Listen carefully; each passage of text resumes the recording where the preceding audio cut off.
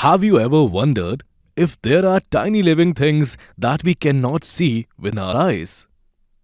Millions of tiny living beings exist all around us. These tiny creatures are called microorganisms or microbes.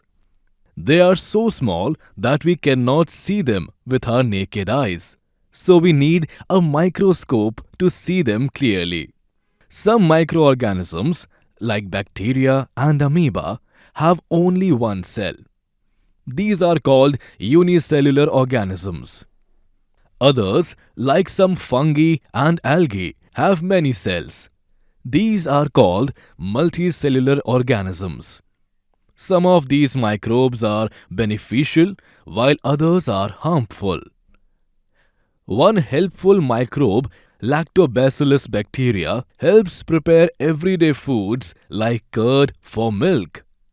When a little curd is added to warm milk, Lactobacillus bacteria multiply quickly. These bacteria change the milk sugar into lactic acid, making the milk thick and turning it into curd with a slightly sour taste.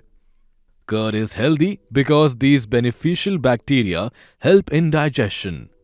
The same bacteria ferment batter for idli, dosa and bhatura, making the food soft, tasty and easy to digest.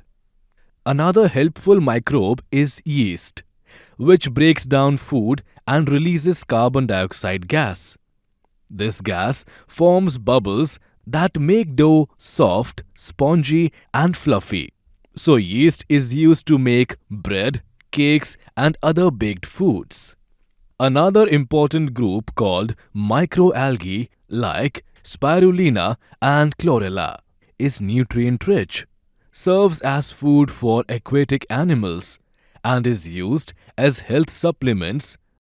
Spirulina and chlorella also help clean water and produce biofuel.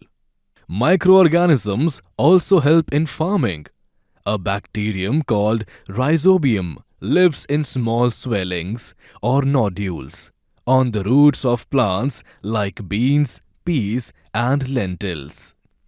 It takes nitrogen from the air and converts it into a form plants can use, so plants grow better even without chemical fertilizers. Thus, microorganisms are not only harmful, many of them are useful and play an important role in our lives.